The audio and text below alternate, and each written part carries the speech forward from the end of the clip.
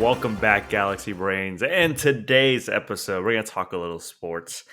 Newest movie, King Richard, starring Will Smith. We're going to talk about a show that I finally caught up now, and I kind of want to discuss it. Is season 2 of Ted Lasso. So we're going to keep it sports today. Like always, you guys, this is how we start our episode. So I'm not gonna. The point of this rant is this. Let's say that costs you like 20 grand a year, okay? And the insurance covers 80. You're like, oh, it's a pretty good deal. Well, no, you have cancer. What's the worst thing you'll do for $1 million? Fuck you! Stop fucking dropping oil into the Gulf, you dipshits. Fucking morons. As Tom Hanks infamously said, life is like a box of chocolates. You never know what you're gonna get. I think that's an awesome quote. I agree with the analogy of it.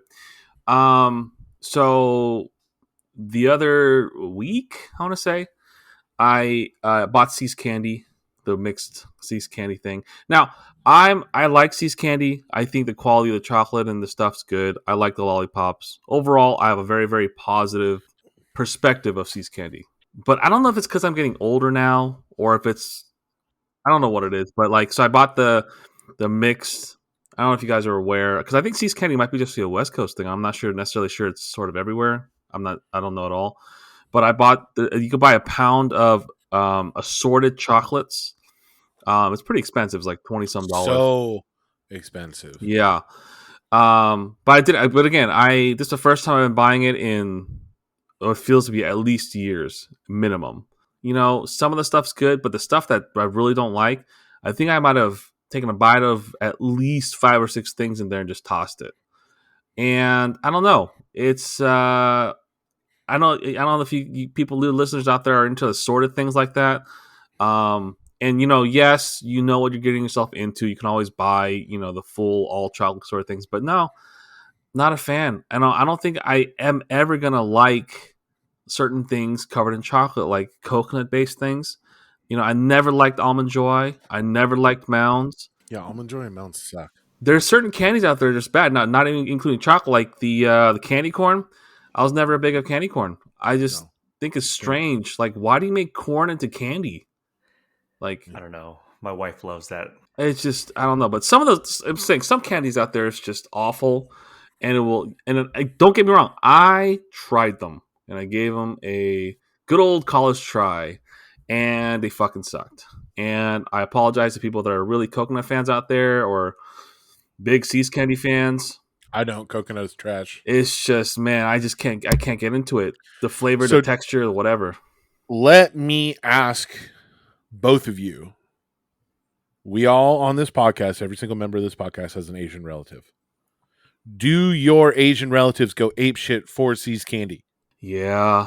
Yep. My grandma, when we're going to visit, whenever fucking COVID is over and I can go to Japan, every single time, can you bring omiyage? And here are all the people you have to buy for. And she gives me like a list of like 10 people. And she wants those fucking pound things to see. I'm like, how do you want me to bring this over? Yep. One, it's expensive, but two, I think, I think a lot of, at least my Asian relatives, it's like a nice presentation of chocolate. Yes. But not necessarily, the whole thing's gonna taste great.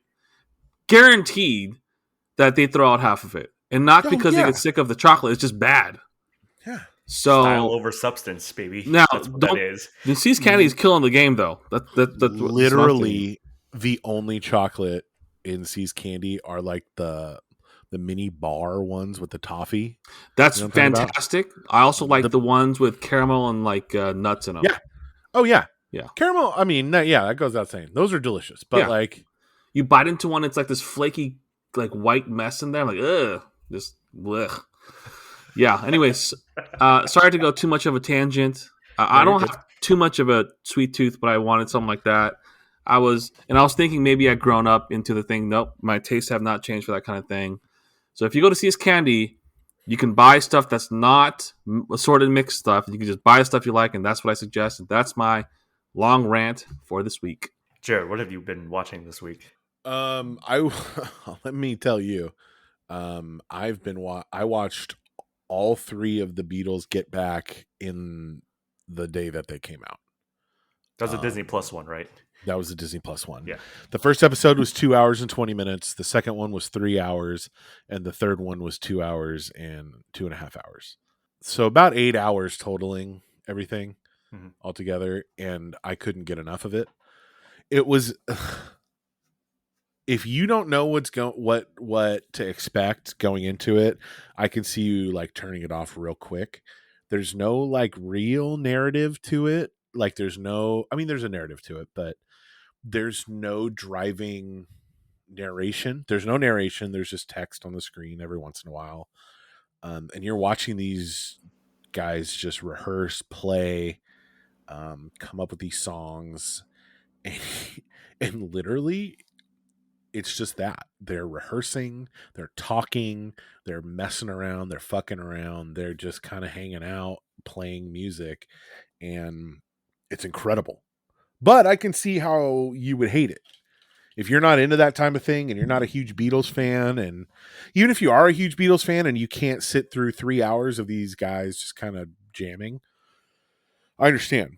It also makes everybody understand how it feels to date somebody in a band, because you're just sitting there watching them play. I dated a girl in high school for 2 years who was in a band, and I went to many band practices. I just hung out, and it was cool, but you're sitting around for a lot of this stuff, like just dumb talking, dumb whatever.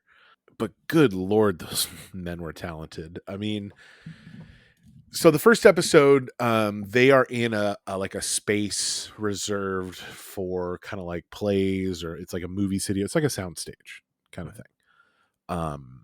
And they're rehearsing and they're talking about how bad it sounds and this and that, and they're not happy. Paul is really the driving force of this band at this point. John has been kind of being distracted by other elements of his life. Like, it's not Yoko's fault that they broke up. He was just falling in love with Yoko. He is engaged to her. He has other things that he's interested in, just like the other Beatles. Ringo is like the boy. Ringo is hanging out. He's there to make music.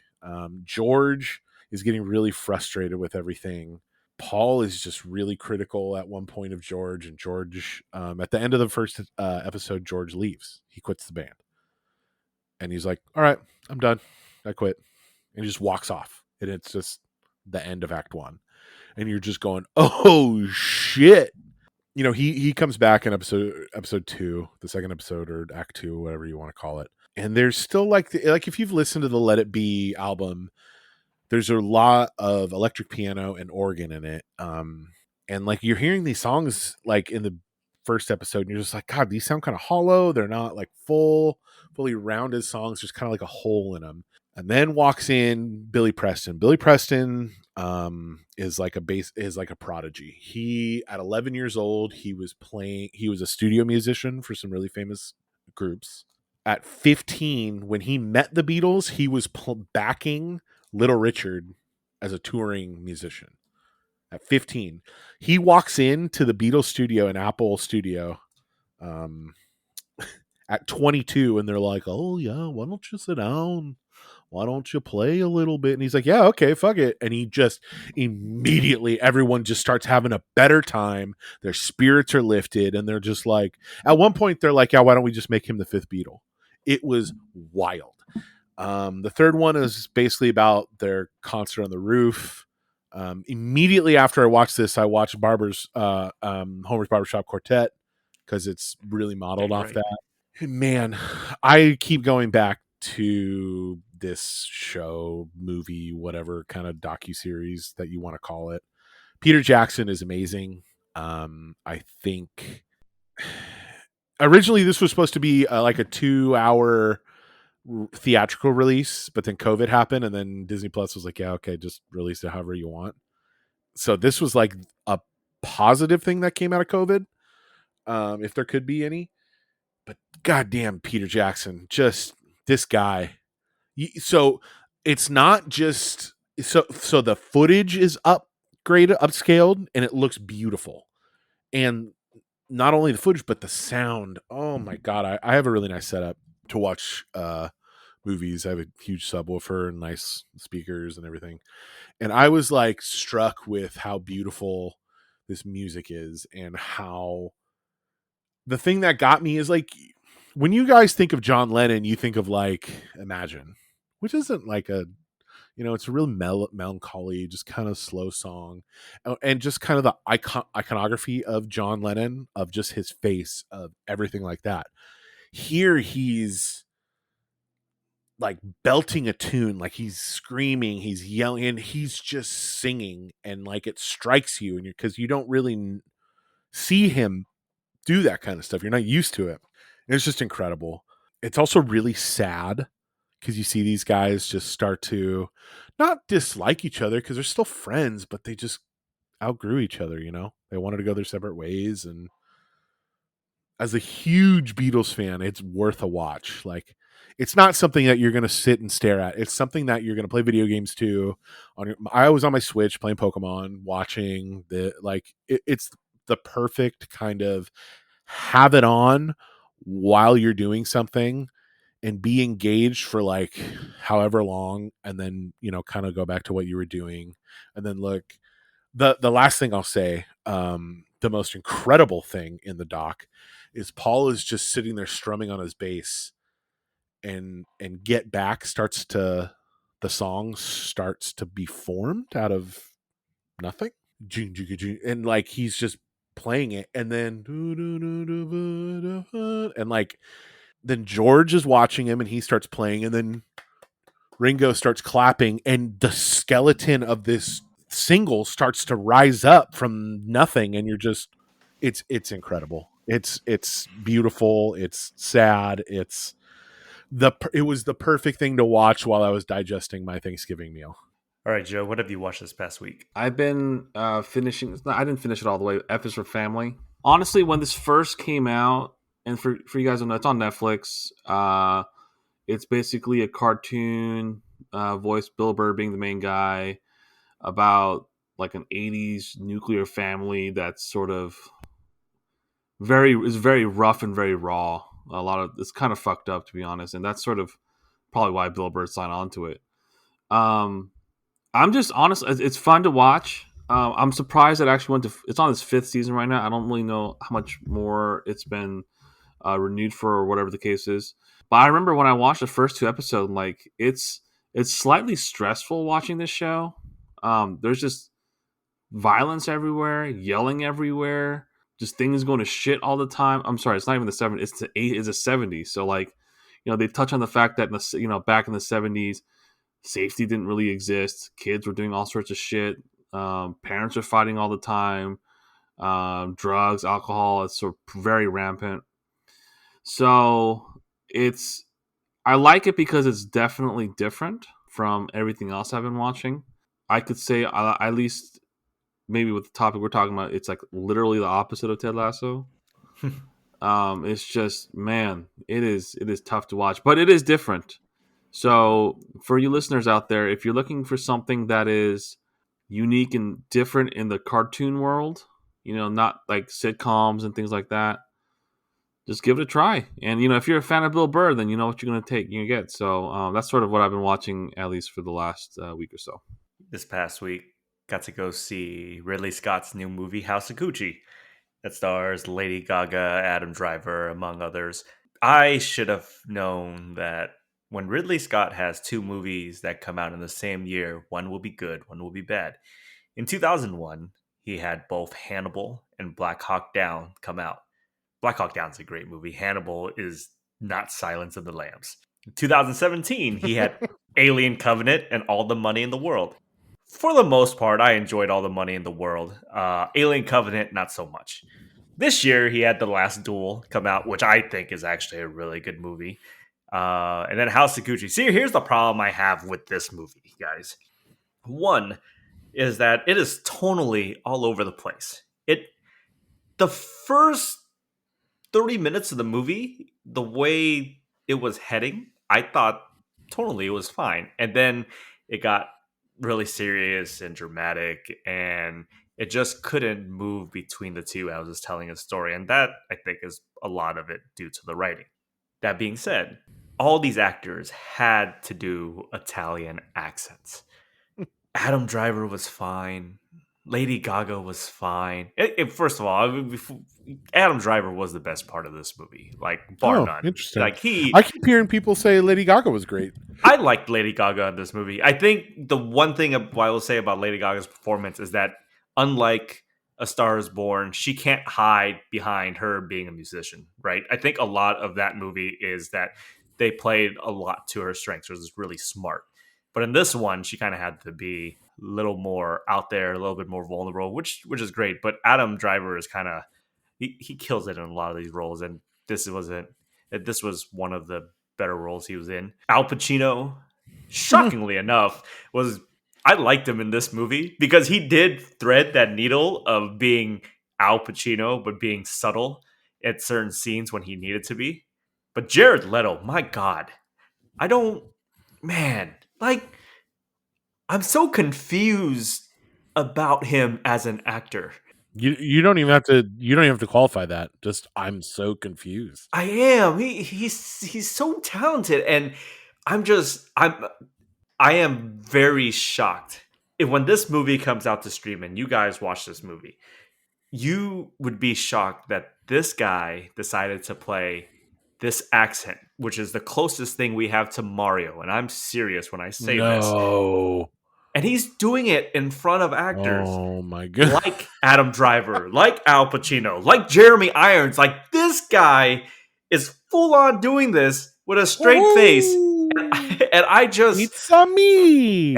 I think, Mario. and I think this is where I lost it with this movie because in the second half of the movie, his character Paulo like is actually integral in the storytelling, and so when he shows up on screen, I kind of check out a lot because of the way he was playing the character.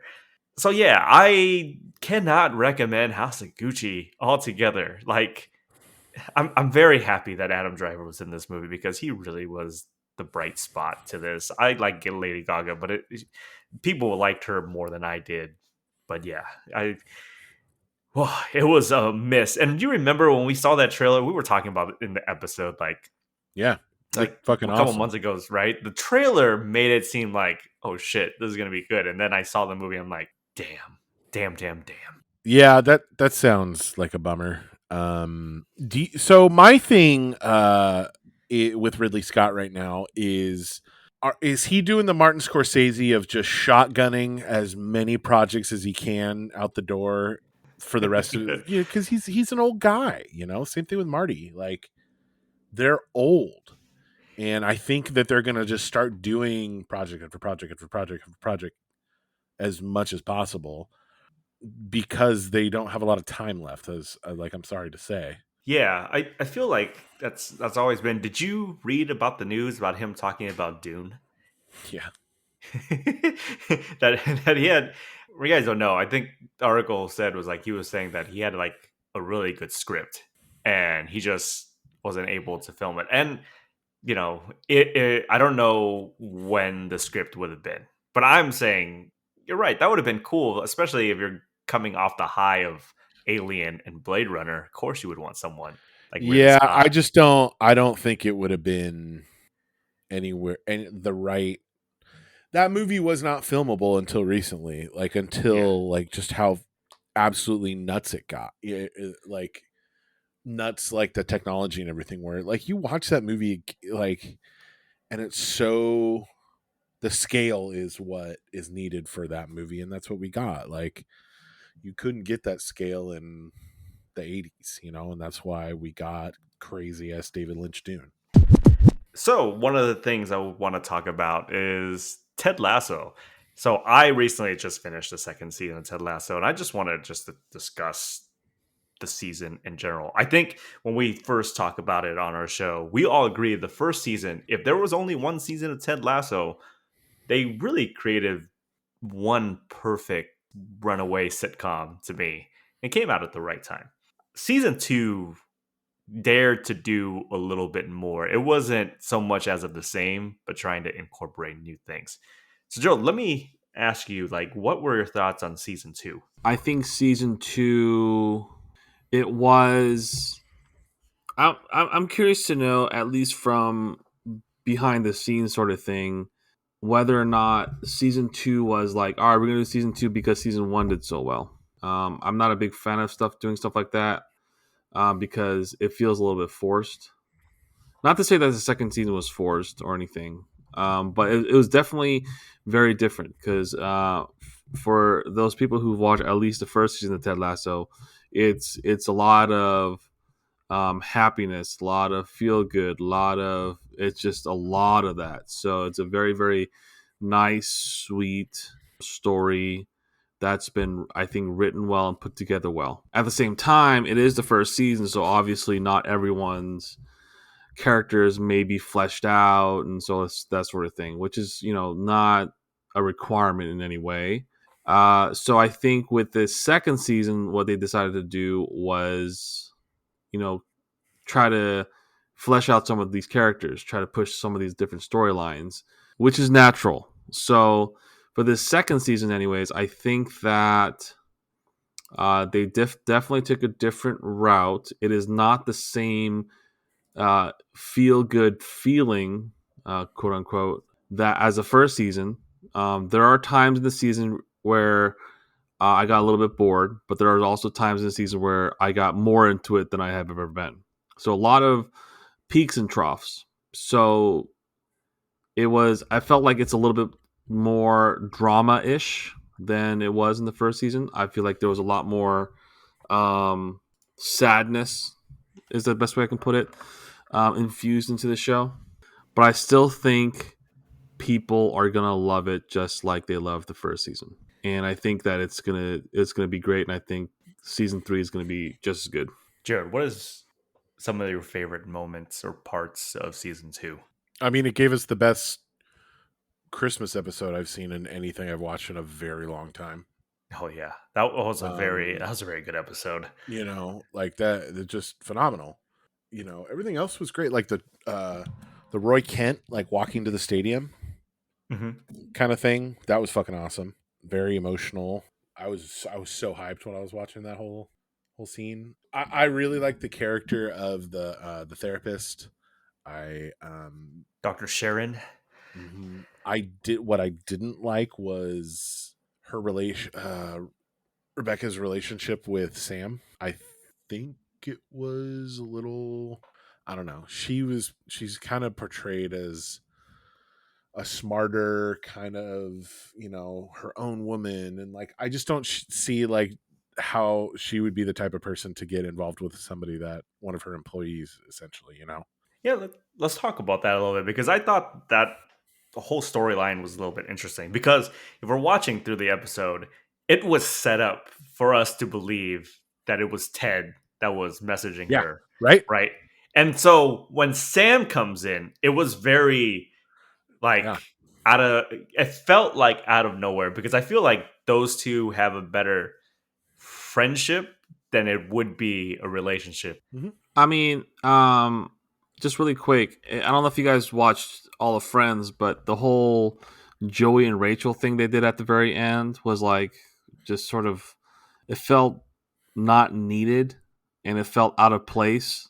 I don't think that is a comparison to this. I just think that they were trying to give it like a good gotcha, like a swerve in pro wrestling term, like I mean, I guess, but it just because Rebecca, like her character is a strong woman. She is looking for somebody on her terms and that kind of stuff, and she wants to feel empowered and this and that.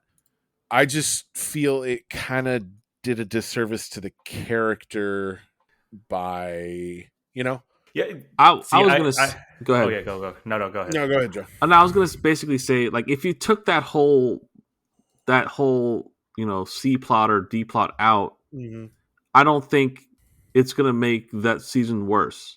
That's all I mean. Like, it's not needed. Yeah, I So that's how I sort of judge these things. And if that's the case, you should have taken it out. yeah. At least with the Friends thing, it kind of was like, oh, Ross is upset and this and that, but like it was still like, are you fucking kidding me? Like those Yeah. them? I feel like they put this in just as another obstacle for Sam, simply because Sam, as we kind of go through the season, he's becoming, he's the man, right? He's becoming the star, and they're giving him the heavier role. So adding one more thing on top of it, that I feel like that's the reason why they Yeah. put at least that love relationship, because it could have been anybody else. I mean, if they were going for someone on the team, I would think that no one else makes sense. Like Jamie Tart really isn't going to be someone that you're going to put up there, right? You're not going to put someone like Danny Rojas accidentally doing, because they're not going to do that kind of stuff. So putting him with Sam, who is probably the other side to Ted, where he's like, he is a really good guy. It doesn't seem as harsh when we look at the storyline itself. So there was like a kind of a criticism that the people of color in the show weren't, were only there to advance the plots of the white characters, and they were villains, and they didn't have really anything. Like I don't know. I think the Nate storyline was done really well, with his white hair kind of his Dorian Gray-esque, hair turning white and all that stuff. I think if you take the Sam and Rebecca story out, I think the season is better. I enjoyed the season a lot, but I could see some of the criticism probably with that storyline and whatnot. I mean, because yeah. what became of the oil, thing? Right. I think there's just that one was kind of like, showing camaraderie. That show with that episode, I think, was more to Yeah. bring Tart back into Mhm. the team than anything else. Mhm. Now, I won't take any slander on Nate here, because they planned his turn so well, because it was so gradual. Yeah. And so when he, before they go back out into the second half of that match, and Nate just rips on him, especially at the point where it's like, talking about like, you were the one that like kind of believed in me, and now as you made me a coach, you kind of like, kind of left me out there. And then you think about the season, like, yeah, because, Ted is now trying to juggle other things. So he kind of forgets about Nate. And Nate was the kind of guy that needed that type of encouragement, that needed for that belief to come Yeah. in as well. Totally. And I don't know about you guys, but after the game, when you see that Believe like poster ripped up, I was like, oh shit. Like, Yeah. I was like, wow, I'm visibly mad. But then when I think about it, I'm like, I don't blame for what Nate feels, right? This Yeah. is everything he said about Lasso is right. Like, this coach doesn't know shit. It's everyone around him that is like kind of getting there. But, we don't normally get that from the other side, because everyone's now starting to believe in Ted Lasso and like what he's doing for the team in terms of in a happy place rather than a coaching X's and O's. I mean, there's a lot of people who just surround themselves with smarter people, and that's always a smart move, anyways. So, and if the whole premise between for the first season was that he was set up to fail, and he won the people over by at least infusing the idea of teamwork and working together and supporting each other, and that in itself is a winning locker room. And you have Coach Beard being the X and O's guys or whatever, or Nathan being the X and O's guy. That's just sort of a coaching staff. That's sort of what happens sometimes. So I felt like the Nathan turn was definitely a surprise. It wasn't, to me, it wasn't as gradual as you guys make it sound to be. For me, it was a little bit quicker. But I liked the thing they did with the hair. That was fantastic. Oh, and I think with the hair was so smart, because I was reading an article of The Ringer, and they were talking about it, because I noticed it too. And you're like, you notice it enough, but you don't care enough about it that you keep moving on. And that last shot as the show ended was so good, because I'm like, oh damn, like, dude. So Nate. Before I even get to that very last shot, when he was slowly graying, right? I paused. This is like, maybe 5 or 6. And I'm looking, Nick Mohammed, is he turning gray? Like in like real life? I'm like, what? Mhm. Because this guy was jet black the first season. And I know he's a fairly young dude. So I'm like, Yeah. my assumption was, maybe his actual person was graying, getting the pepper, salt and pepper thing going on. But no. And I was like, oh, I don't know what's going on. So I thought maybe it was like a character thing. And I didn't really take that to account. And I had no idea who it was at the very end until he turned around. It was Mhm. nice. One of the things I talked to you guys about is that I love that this season took chances, especially emotionally, because, like I said, season one is all about the feel good of believing, like turning things around, having a positive mindset. And this season took different chances. One of the chances was giving Coach Beard a whole episode with no one else, none of the main characters, just three other Yeah. guys. And, I wanted to get your thoughts on what you guys thought of specifically that episode.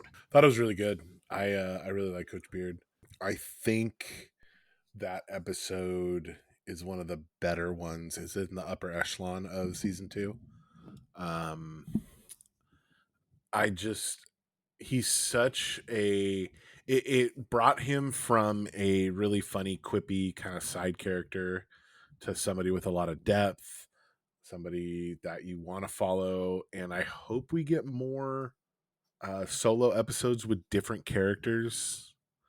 Not just him, but I mean, I would love just a Roy episode where we just follow Roy or Rebecca, like those characters. I think or even just Ted, like just following him one night in London, or something like that, where we just it's like kind of a character deep dive, just seeing what they do.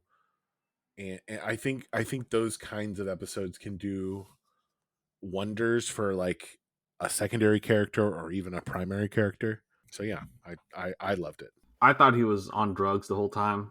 It was like, Yeah. because if you're just watching it prior to this, he's just like the very, very smart, very, very detail oriented, dry humor guy in the show. I love his dry humor and his little facial expressions and stuff like that. It's almost like, that's the idea. You're ping ponging off Ted Lasso, anyways.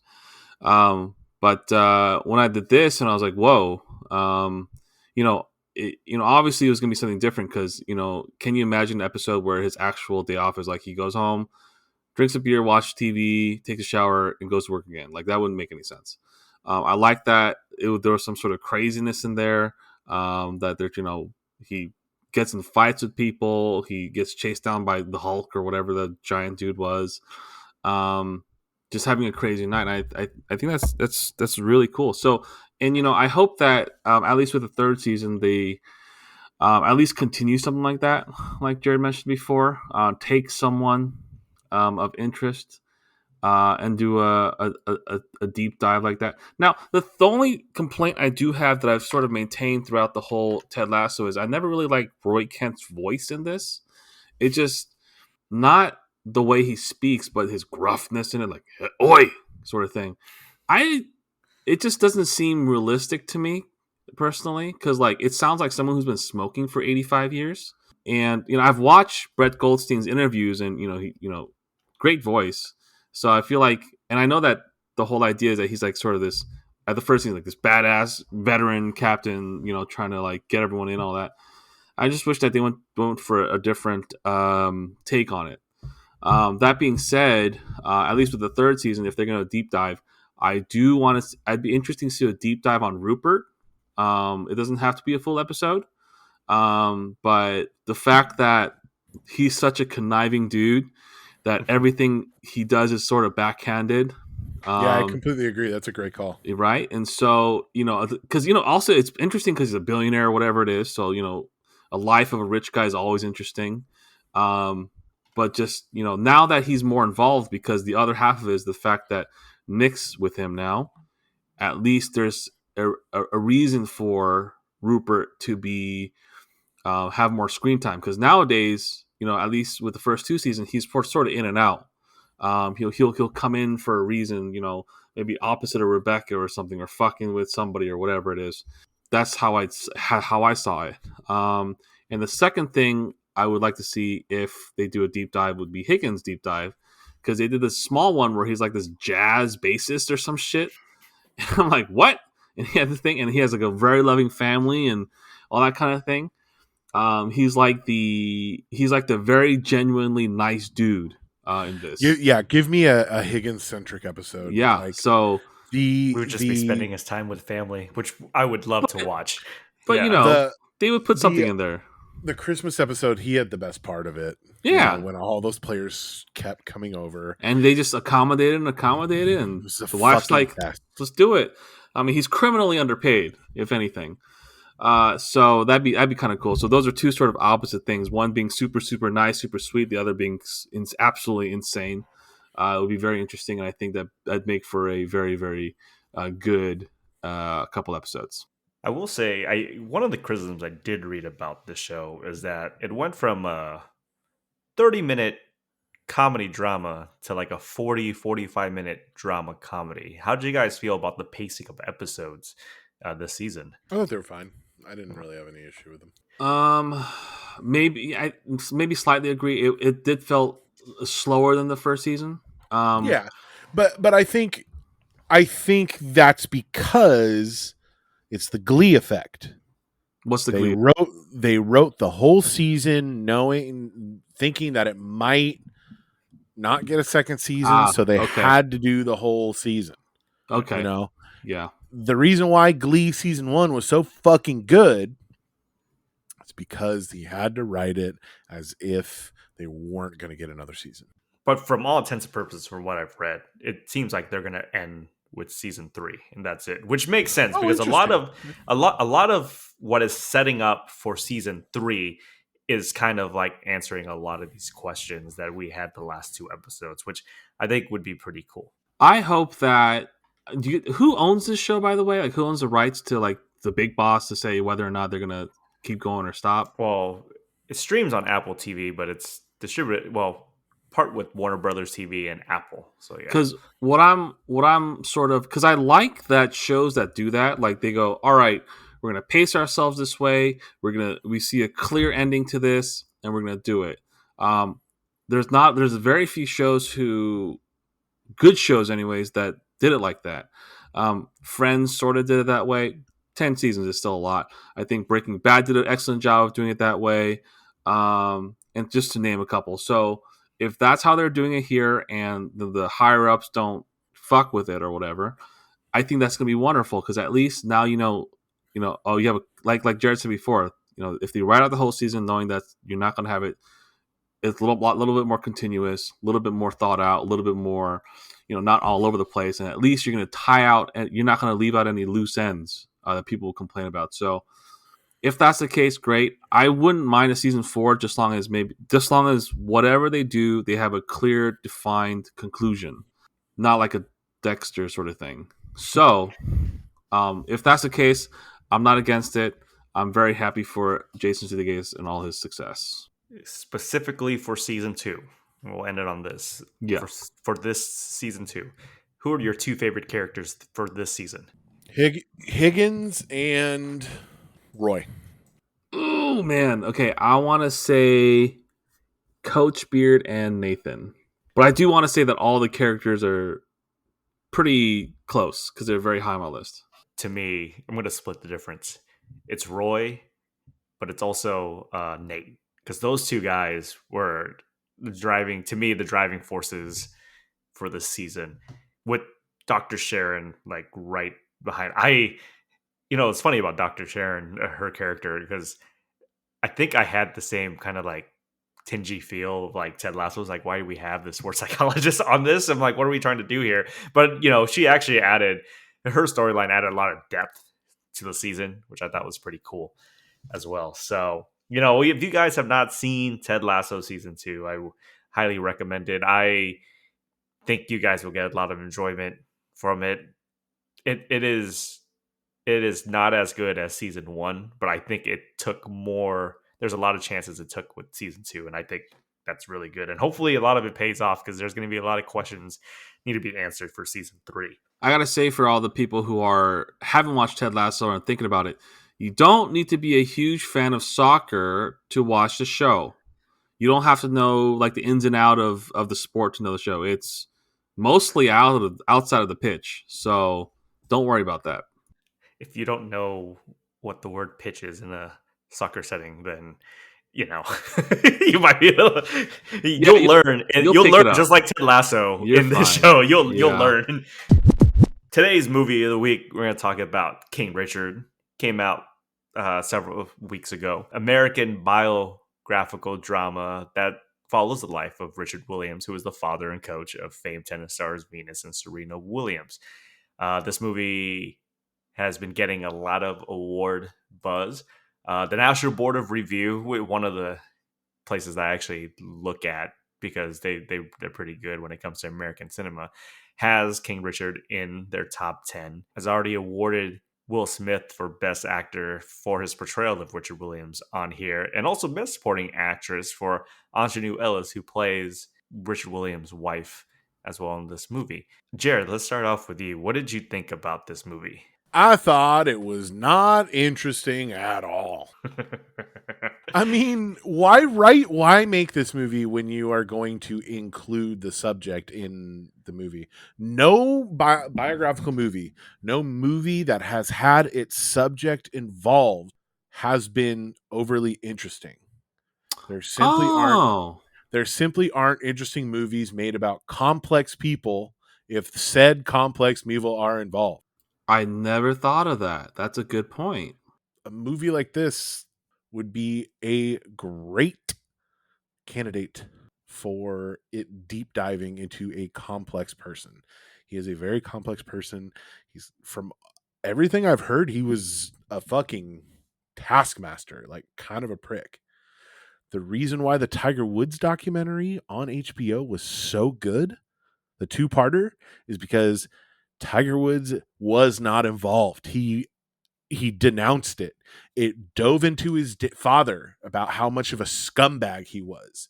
It went into the deep darkness of Tiger Woods and how his father being the way he was fucked him up. I don't want to say this movie was bad because it wasn't bad.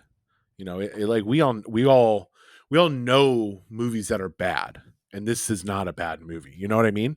I just thought it wasn't interesting. Will Smith is very good in this movie. I'm not a big Will Smith fan. You know, all the like the Scientology and all that bullshit, but I can recognize when he's good. I just think the movie was a little disappointing. You know what I mean? Mm-hmm. I fully understand if you like it way more than I do. I don't know. You know, like making him the central character, like it was almost like a kind of like a oh no, will they or won't they kind of thing with these two. You know what I mean? Like Yeah. it's like, wait, no, they totally did. What the fuck? I don't know. The movie glorified this dad for what he did, and should he be glorified? I don't know. That's not really for me to decide. But it's kind of wild when you, from the scope of, do you think when they were born, did they want to be tennis players? I kept thinking about that. Like, And did that's those how two little girls want to hit a ball for their livelihoods? Did they want to be a doctor or an engineer or writer or what have you? But they weren't given that choice, and they are trust me, they are rich beyond imagine, and they are leaders of a sport. They are role models to little girls everywhere.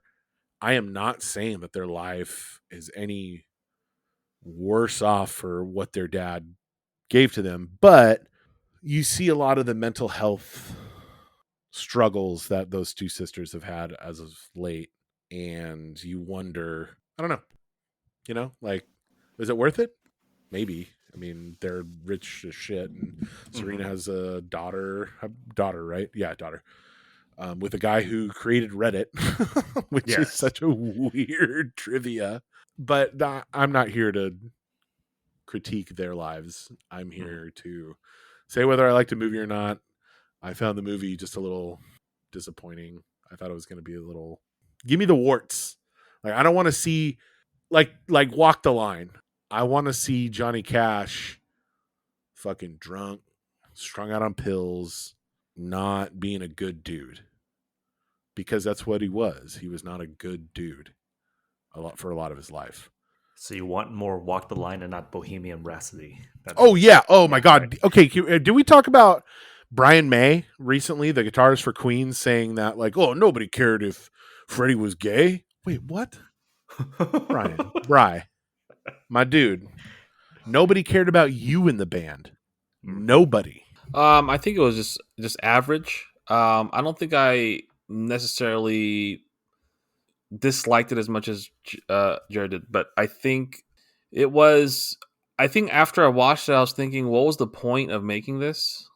I think that from a vacuum, if you're looking at the technical aspects of all this, of the acting and all thing, I think they did a good job. I think the kids did a good job of being kids. I think Will Smith did a good job as well, and Ellis did a good job, and all that kind of thing. So I think from strictly a technical perspective, I think it was fine. This is just, I guess, a little bit biased because I do like Will Smith overall, and I'm sure that the story had accuracies, right? I know that what they, I'm sure that because the Williams sisters were involved, they told, this is what my dad did, and maybe the dad was also spoken to as well, and things like that. And there's also video footage, especially the one about when one of the sisters, I think it was Venus, being interviewed, and the dad comes in and goes, "Hey, she answered the question," so that they verbatim made that again. So that's all well and good. It was just the ending was kind of a little bit disappointing because it had the whole, like, just a text. It's like, oh, they went on to win a bunch of stuff. It's like, awesome. And like, I don't know, like there was really no, I don't know, it wasn't very exciting to watch. And it does pull the one thing I do wanted to point out, and this is more of a story thing, and more than anything else, it's just like, I think it was frustrating to watch because like those, if you guys know the term bag holding, like this could have gone wrong so many ways from a story like a how their life went perspective. Like, I don't know how the dad thought these two will be the greatest female tennis players of all time, but we have a LeVar Ball too, so I mean that's like a real life thing happening right now. I don't know. Like, who would you rather have as a dad? Venus and Trillia's parents or LeVar Ball as a dad? LeVar Ball. This is purely based on the information I currently know, so it'd be LeVar Ball. Really? It just, I think that the way her dad was portrayed was a no nonsense military like dad. And yeah, but like you have LeVar Ball's sons like disassociating with him now. They like don't. I know. I'm sure that in both cases, in any case where you're trying to train a world class athlete and you do succeed, there's going to be that kind of mentality there. That's a common denominator, no matter what. And again, the comparison's I guess a moot point. But the point I'm making is, like, I personally don't understand, because I think I'm a little bit worried. And again, I agree with almost everything Jared said. Okay, so I just didn't want to repeat it, so I'm sort of adding my own little things to it. But I hate for people to realize that for every father out there who said my kid is going to be the best or the top in their field in X, 999,000 times out of a million, you are wrong by a mile. And not only that, there's a scene at the very end where she's like, we're not going to take the deal. My rule is I never take the first deal that comes to me, right? Why is that rule there, right? Just adapt with this, because I'm guaranteeing there's been times where the first deal comes for $1 million, right? And that's the only deal you ever get, and you're fading into obscurity, and we don't know any of those because those people never became famous or successful. Like, I'm sure that's happened hundreds of times. So in that sense, it was a little bit frustrating, and I understand that it's supposed to be true to what happened historically, but I don't know. It just, and I'm not necessarily sure it was that dramatic when it actually happened to them. It could just be just regular contract dealings and things like that. But overall, the movie was just kind of like a warm coffee, not hot coffee. Warm coffee. You know, Wow. Warm coffee. I don't know how else to Oh, put it. man. Joe just needs to operate on a coffee scale from now Yeah, on. it was Warm coffee. And look, I'm not trying to disrespect the Williams sisters because I know they're listening. They're listeners to this podcast. I fully respect the fact that they were dominant and they worked hard, and I can't relate to that because I have no idea what it's like to be a world class athlete or to have that kind of success.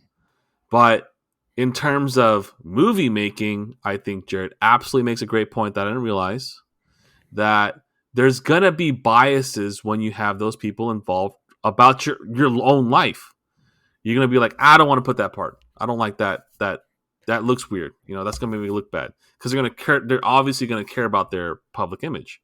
I don't want to put that part. I don't like the fact that my dad was a drunk sometimes. I don't know if that's true or not. You know, that's for example, right? So, I'm curious to know, you know, if it was done the other way, had it been better? And also, I don't know.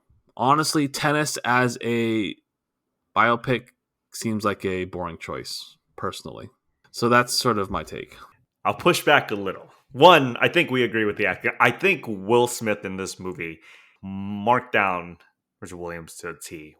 His mannerisms, vocals, if you've watched any of his interviews, he kind of embodies Richard Williams. And I think this is his best performance acting wise since Ali. Like, I really do think that like he commands a lot of this. Angela Ellis, who plays Richard Williams' wife in this movie, is also really good. She only has these little scenes, but when she was in them, they worked really well. The acting across the board is really good. This is where I agree with you. I think the problem with this movie is what Jared is saying, but in terms of how they wrote the story, because I still saw the asshole in this movie.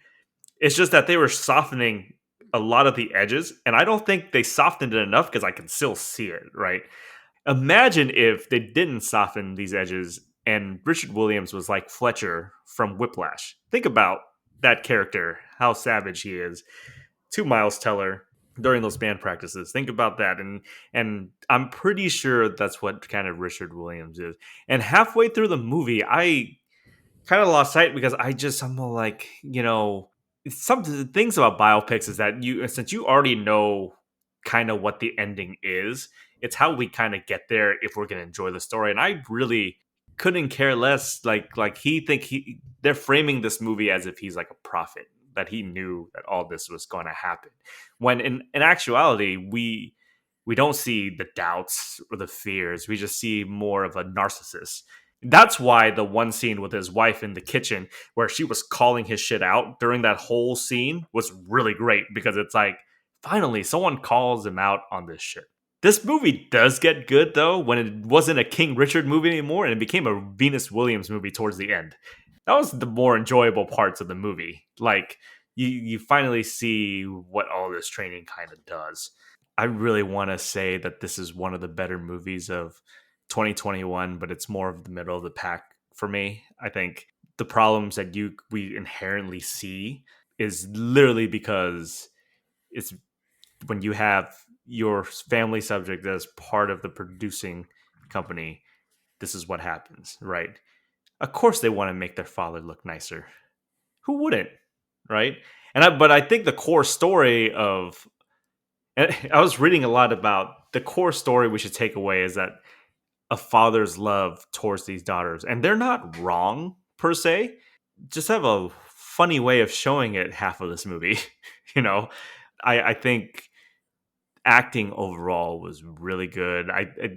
Towards the end, the tennis scenes were pretty fun to watch. I love tennis, so all the tennis people, the stars that they were mentioning, just like kind of, you know, rolling on top of their heads, you know, you get a little nod, like that Andy Roddick one was like really sly that they kind of slipped into, you know. I enjoy that a lot. I finally am happy that John Bernthal wasn't in a movie for only 5 minutes. Like he actually is actually the one that brought levity to this movie, right? When you think about this movie, it was like pretty damn serious until he actually came in, and it got a little bit lighter towards that, which I thought was pretty cool. His role in this movie is the same amount as like the previous three roles, right? How long was he in that Sopranos film? Like 2 minutes? Dude, No, I don't remember. I don't even know. It's really short. So, Jesus, that was such a bummer. but yeah, so let's give a letter grade for this movie. I'll start off. It's a solid B. I think there's the acting kind of carries a lot, and like I said, there's a lot of individual scenes that I did enjoy, and then towards the end, but the first 2/3 of that movie were hard. First, and also, this movie should not be 2.5 hours long. I'm sorry, Fucking preach. it was a very long movie. So, but I'll still give it a B. What about you, Jared? B minus. It was fine. It wasn't offensive. Hey, Joe? It wasn't offensive. You know, like One telling a warm coffee, one saying it's not offensive. no, like it is As we what set it for is. movies. I want to say the Will Smith acting chops gave this a B minus. If he was any bit worse, it definitely go into C territory, and I think he was carrying the movie quite heavily. There you have it, you guys, and this is us this week talking about King Richard, talking about Ted Lasso. Joe, where can they find us? Again, you can always follow us on social media at FilmLoversGTTG. Also, email us question at filmloverspod@gmail.com. I think that what we talked about today will have a lot of different reactions. So if you felt differently, please let us know. And if we missed something, also let us know. But I think that for a lot of you guys that are out there, and if you watch Ted Lasso for the first time, we'd love to hear your thoughts about it. I think that's something that I look forward to all the time. But at Film Lovers GTTG. Yeah, you can find me at JLuthy, JLUTHY. I've been tweeting a lot more about pro wrestling. I tweet about what was it? What do I tweet about? Oh yeah, we are a pro labor union podcast here. We stand with the MLB Players Association against the owners. They are bullshit. MLB PA for life. For life. And it put in the NWO theme music right over that. No, but seriously, I can't stand the owners when they try to pull this shit and try to make it seem like the players' fault. Mind you, when you think about, oh, those players make millions of dollars, well, these owners make billions of dollars. And because they have locked out the players, these players that have gotten surgery at the end of their seasons can no longer receive medical care or physical therapy from these teams because of the lockout. That is bullshit. Think about it. Stand with the players. Solidarity, brothers. At the very least, we can all agree Manfred's a piece of shit. So shit, just the worst fucking commissioner. Whatever side Manfred is on, I am taking the opposite. Absolutely, you are. Also, just side note, I think next week, Joe, I'm gonna show you a promo that CM Punk and MJF had this past week. That shit was pretty good. It was pretty good. Okay. So you guys can find me at JNO11, JNGO11. All I do is talk movies, sports there. So connect with us, talk with us. Next week, we're actually going to talk about one of, I think, everyone's favorite dad, or, well, maybe granddad now for how old he is. We're going to talk about Finch, the new movie that Tom Hanks is that's on Apple Plus TV. So until next week, we'll see you later, Galaxy Brains.